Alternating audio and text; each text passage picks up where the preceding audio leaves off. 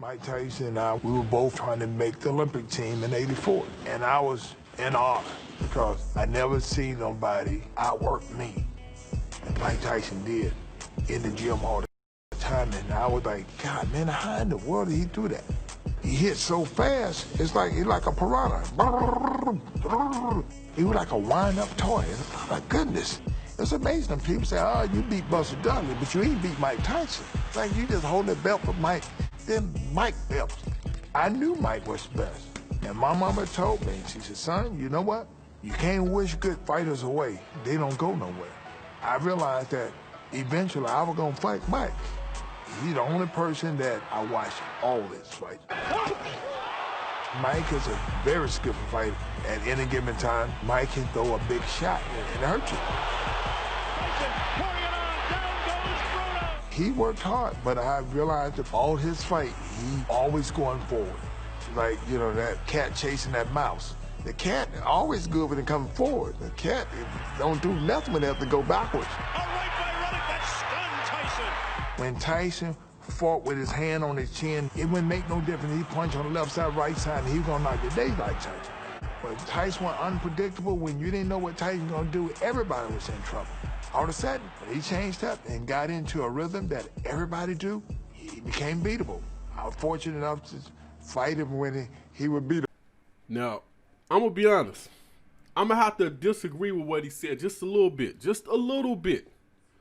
Mike was always predictable. The only problem was you didn't get to see much of Mike in those early fights because he was getting people out of there so fast. So Mike, if you really go back and look, Mike did the same thing over and over again. And that ain't taking nothing away. And he said something that I love because most people consider Mike Tyson a brawler. That is not the case. Mike Tyson was about as technical as you could get. Precise precision when it comes to his punches. But let's see what else he had to say about Mike Tyson. Hard to say. It's really hard to say because the fact of the matter is a lot of it had to do with the confidence of the fighter himself. You know what I'm saying? And I'm saying, how many people gonna stand there and push him back and stand ground like that? And it was amazing. Mike fought a lot of guys that were stronger and bigger than him, but they were intimidated. When he punched, they drawed up. But how many people punched at the same time that he punched and said, I'm gonna get mine before you get yours? Pretty much you and one-time Buster Douglas. Oh yeah, that's what I'm saying. But you got it. You know, you don't know what a person do to the fight actually start. I'm saying, it's intentions. Your intention, my intention may to go out there and blow that guy out, but if I get hit, then what is it? What's going to take place? And see, he said something key. Because now, look, I don't know how many of you guys was around to actually watch some of these fights live. Or if you were actually around to see the press conferences, to see the weigh-ins and stuff like that, where you got to see the guys face to face with Mike Tyson and you could see the fear in their eyes. So, I mean, a lot of these guys, you hear it over and over. You even hear Mike Tyson said a lot of these guys were defeated before they even got in the ring with him. A lot of them. Most of them. Practically, I'll say about 85% of them. Then you had some that got it knocked out of them when they first got hit. So, I mean, and look, this ain't me taking nothing away from Mike Tyson. Mike Tyson was a great champion, a hell of a fighter, and still is. But Holyfield had his number for a reason. That's what people don't understand. He had Mike's number for a reason. Number one, he wasn't intimidated by Mike Tyson. That's number one. Number two, he was built to beat Mike Tyson. You like, hold up, man, hold up. Doc, hold up, you tripping. No, I'm not. And I'll tell you why I can say that so confidently. Because Evander Holyfield was like, okay, normally a guy that fought Mike Tyson was bigger and slower, poor footwork, might have had a decent jab, might have had a big right hand, and that's about it. Now, for a typical heavyweight, that could be problematic if you got a guy with a good jab and a big right hand in front of you. But in a scale of things, when you're talking about boxers, technical boxers, that's kind of like that ain't that impressive. But for a heavyweight, that could get you a title.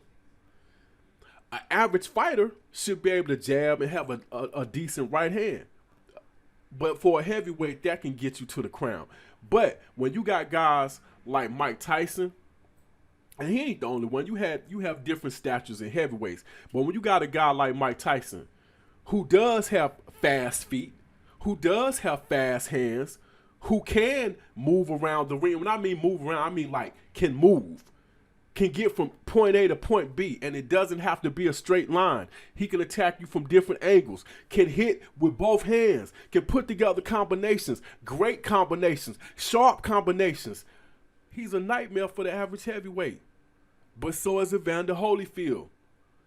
Because he can move too. Because he can step from one side to the next. He can create angles when angles aren't there, and you just saw him do it right there. Even against Mike Tyson. So yes, he brought things to the table Tyson wasn't going to see from nobody else. Nobody. Except for that fight against Buster Douglas. Now, the only problem with that was who would have thought Buster Douglas could do some of that stuff? Because most of the time we did not get to see Buster Douglas at his best. What are you talking about?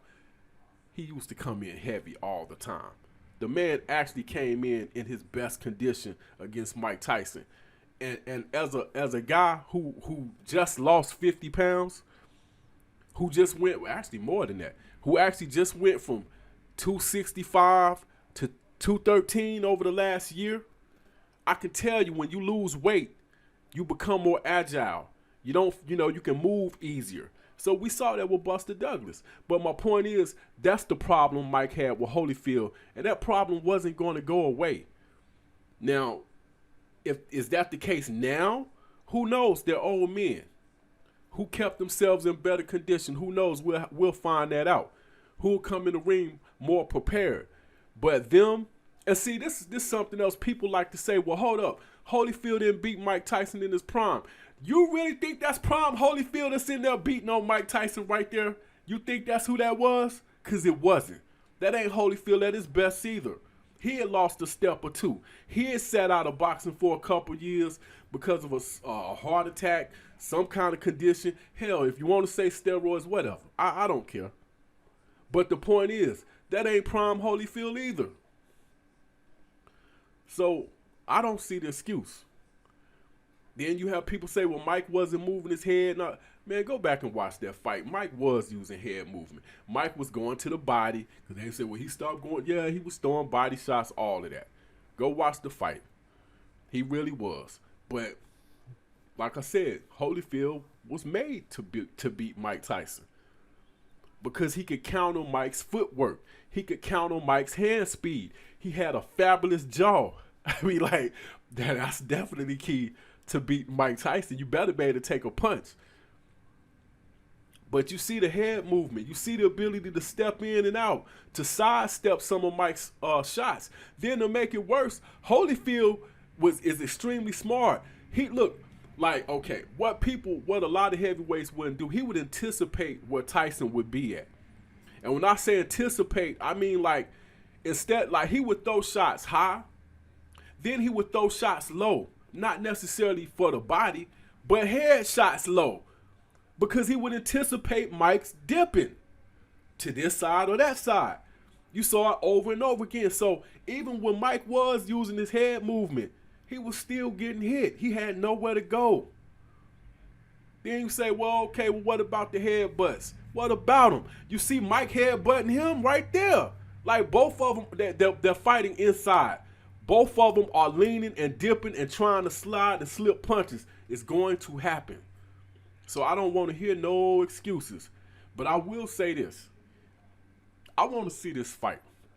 I don't care if it's an exhibition. I don't care if it's sanctioned. I want to see this fight. And may the best man win. And that best man might actually be Mike Tyson this time. But if that's the case, I'll say congratulations. You beat his tail. But why didn't people do that for Holyfield when he beat Mike? It should have never been any excuses. And that was an example right there of what I was talking about. He actually would throw his hooks low to catch Mike slipping. That's called IQ. Something a lot of y'all don't have. And that's pretty much all I got. This Head Busting Boxing's own Fight Doctor. Hit that like button, hit that share button, hit that subscribe button, hit that notification bell, hit me up in the comment section, and let me know. I mean, look, do you think I'm tripping? Was Holyfield just a better fighter? Or at the very least, maybe he wasn't better than Mike all around, but he just matched up good against Mike. I'm sorry he did, man. That's my opinion. Let me know yours. Hit me up in the comment section. Let me know yours. And that's pretty much all I got. This Head Busting Boxing's own Fight Doctor. I am out.